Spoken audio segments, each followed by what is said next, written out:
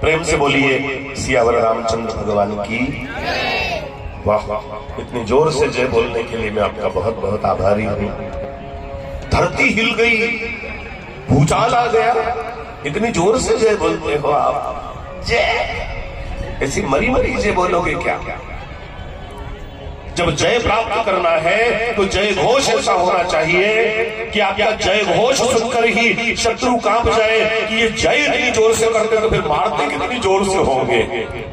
वो अपने आप ही अनुमान लगा ले कि इनका धर्म इतना प्रबल है, इनका जयकारा इतना प्रबल है, तो फिर इनका युद्ध कितना प्रबल होगा। इसलिए जयकारा जोश से लगना चाहिए। बोलिए रामचंद्र भगवान की। वाह वाह। कौन कहता है परिवर्तन नहीं आ सकता? अगर प्रयत्न करो, प्रयास करो तो परिवर्तन आता है। हमारा देश राम का देश है, हमारा देश संत महापुरुषों का देश है।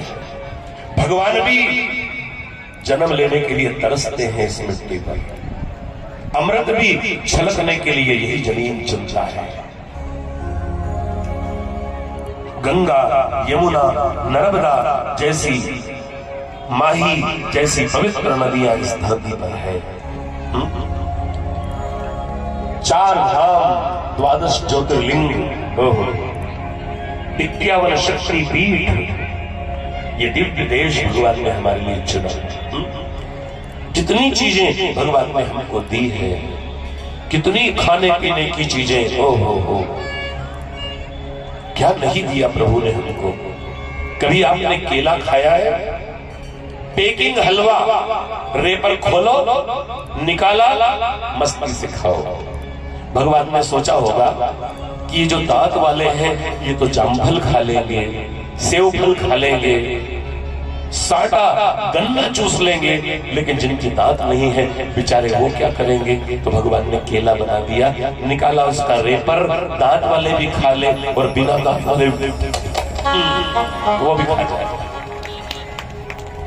त्वया हिंदू भूमि सुखम वर्धितो हम, मेरे सुख की वृद्धि के लिए ए हिंद भूमि तूने क्या क्या नहीं दिया है मुझे। मैं अगर तुझे मैं कैसे चुकाऊं तेरा ऋण। क्या लिखता है कवि?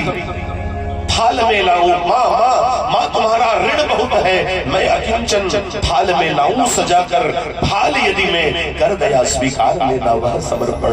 गान अर्पित, मान अर्पित, आयु का क्षण क्षण समर्पित। चाहता हूँ देश की धरती मैं तुझे कुछ और दे दूं। चाहता हूँ देश की धरती मैं तुझे कुछ और दे दूं। क्या कहता है कवि? जीवन पुष्प चढ़ा चरणों में, मांगे मात्र भूमि से यह वर कि तेरा वैभव अमर रहे मां। हम दिन चाह रहे न रहे। हमारा क्या है? हम तो हैं चले जाएंगे, लेकिन हमारे पुरखों ने जिसे अपने खून पसीने से सींचा है वो भारत भूमि रहनी चाहिए। अगर भगवान से प्रार्थना करो ना तो अपने लिए कुछ मत मांगना। लोगों की आदत है भौतिक वस्तुएं मांगने की। नहीं, कह देना प्रभु जिस देश में मैं जन्मा हूं वो देश हमेशा समृद्ध रहे। जिस गांव में मैं जन्मा हूं उस गांव में कभी लड़ाई झगड़ा न हो, सब लोग मिलजुल कर रहे, आपस में प्रेम से रहे। जिस मंदिर में मैं दर्शन करने जाता हूं, मेरे गांव के जिस मंदिर पर भगवान पताका लहरा रही है ना भगवान, जब तक सूरज चांद रहे मेरे गांव की वो भगवान पताका लहराती रहे। ऐसी प्रार्थना भगवान के मंदिर में करके आया करो। भौतिक वस्तुएं मत मांगा करो।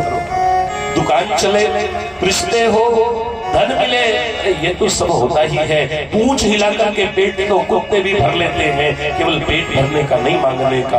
भगवान से परम वैभव मांगना है, मेरा राष्ट्र परम वैभव पर पहुंचे। जिस धर्म में मैंने जन्म लिया है वो धर्म विश्व का सर्वश्रेष्ठ धर्म है, वो धर्म हमेशा ऊंचा रहे।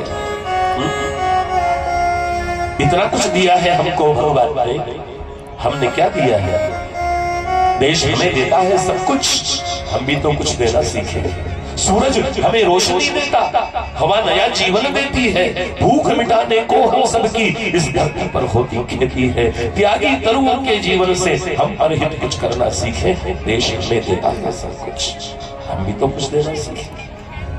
क्या दिया है हमने? और नहीं तो कम से कम शुभ कामनाएं ही दे दे। हम नहीं कर सकते राष्ट्र कार्य, तो जो कर रहे हैं उनके रास्ते की रुकावटें दूर हो, ऐसी प्रार्थना ही कर ले मन से। बड़ा सुंदर प्रसंग आप श्रवण कर रहे हैं। कुछ ही मिनटों में हम कथा को विश्राम देंगे। कुछ ही देर बाद ये कथा यहाँ पर जो 7 दिनों से चल रही है, आज इस कथा का विश्राम दिवस है। राम जी ने भरत जी से कहा कि तुम जाओ और तुम ही सत्ता संभालो, मुझे नहीं संभालनी है सत्ता। और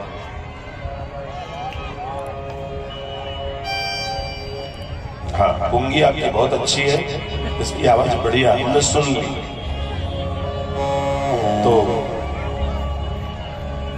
राम जी जिस गांव में जाते, आपको पता है उस गांव के लोग राम जी की अगवानी करते। राम जी ने भरत जी को लौटा दिया। भरत जी ने शत्रुघ्न से कहा कि तू बैठ जा, मैं तो नंदीग्राम में रहूंगा। तो शत्रुघ्न ने कहा मुझे नहीं बैठना है राजगद्दी पर। लक्ष्मण जी ने भी मना कर दिया। सब लोगों ने मिलकर गुरु वशिष्ठ जी से कहा कि गुरुदेव आप अयोध्या की राजगद्दी संभालो। गुरु जी ने भी कहा कि मुझे राजगद्दी पर नहीं बैठना।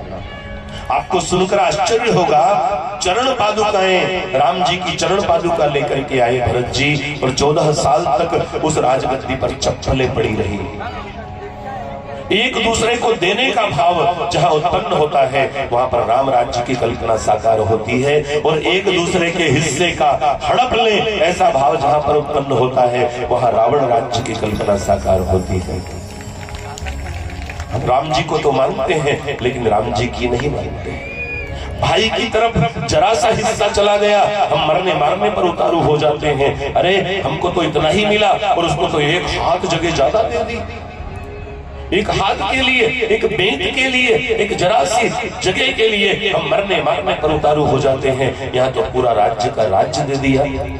राम जी को तो मानते हो, लेकिन राम जी की बातें नहीं मानते। गुरु जी को तो मानते हो, लेकिन गुरु जी की बातें नहीं मानते। कृष्ण को मानते हो, कृष्ण की बातें नहीं मानते। जीवन में अपना आदर्श स्थापित करें, युगों युगों तक आपको जाना जाए। राम जी भी मर्यादा पुरुषोत्तम थे। उन्होंने आचरण ऐसे किए कि आज उनकी कथाएं हो रही है। किसी प्रकार का भेदभाव उन्होंने किया नहीं। जहां भी जाते, जो भी कोई उनके लिए प्रसाद लेकर आता, प्रेम से उसको पाते थे। बार बार लोग मिलने आने लगे तो राम जी चित्रकूट से भी निकल गए। उन्होंने कहा अभी यहां नहीं रहना। दंडकारण्य वन में दक्षिण भारत की ओर सुदूर दक्षिण में चले गए। रास्ते के वनवासी जब देखते कि राम हमारे यहाँ आए हैं, तो बड़े आनंद में डूब करके झूमने लगते। राम जी एक रात्रि विश्राम उनके यहाँ करते थे, और अगले गांव वो रोकते, प्रभु रुको ना। उन्होंने कहा नहीं, मुझे तो और आगे जाना है। चले बेटी और चलना है मुझे, समूची भारत भूमि की परिक्रमा करनी है। और आगे अगले गांव तक जाते, अगले गांव वाले उनको वापस दूसरे गांव छोड़ने जाते। तो पता है राम जी से क्या कहते, प्रभु वापसी में भी आओगे ना हमारे गांव? जैसे अभी आए, आसपास के सब लोग इकट्ठे हो जाते थे। रात्रि में सत्संग होता, ज्ञान चर्चा होती। और राम जी जब उस गांव से निकलकर दूसरे गांव में जाते, तो इस गांव के लोग उनको छोड़ने जाते थे। और जाते जाते पता है राम जी से क्या कहते थे, हमरे गांव और भी आओ जो हमारा राम जी, हमरे गांव